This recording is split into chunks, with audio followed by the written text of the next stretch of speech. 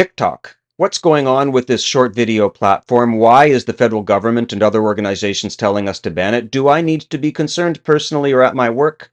Hey everyone, I'm Aaron Foyer, CEO of Valencia Risk, with this, your weekly Cyber Optimist briefing for the first week of March 2023. So first, the good news. Last week, we reported that the privacy commissioners of the federal government, BC, Ontario, and Quebec were launching a joint investigation into the privacy concerns around TikTok. Preemptively this week, the federal government and the provinces of Alberta, BC, Nova Scotia, Newfoundland, Crown corporations, federal parties, and the House of Commons have all followed on the coattails of about half of the United States, the executive of the EU, and the entire country of India in saying, TikTok is bad news. Get it off of your devices. Why is that?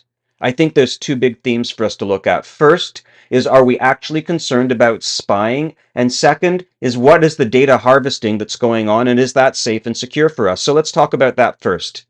Me and my team looked into it, and we found that TikTok is collecting a whole bunch of stuff about us. My contact information, my search habits, my location, IP address, what I do on and off the platform, my use of other social networks, the rhythms of my keystrokes, preloaded data before I upload it, the information or pictures I might take, and biometric data, at least that much.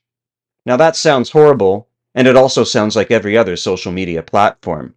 What about concerns of spying? Well, I think there's a couple of dimensions there. Last year, 4 TikTok employees were indeed fired for abusing some of the data they collected when they were trying to source people who might have been part of a news leak.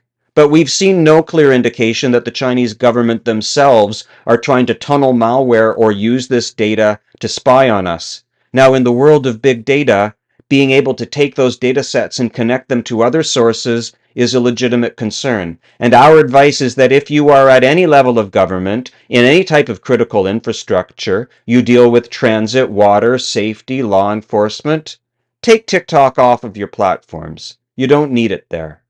But for personal use and for private business, we have to think about TikTok the same way that we think of any other social platform, and we have some advice for you too.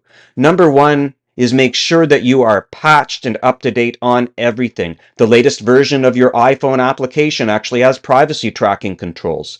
Number two, go in and look at the permissions that you're giving to the application if you choose to use it. Turn off location tracking if you can. Turn off the advertising tracking.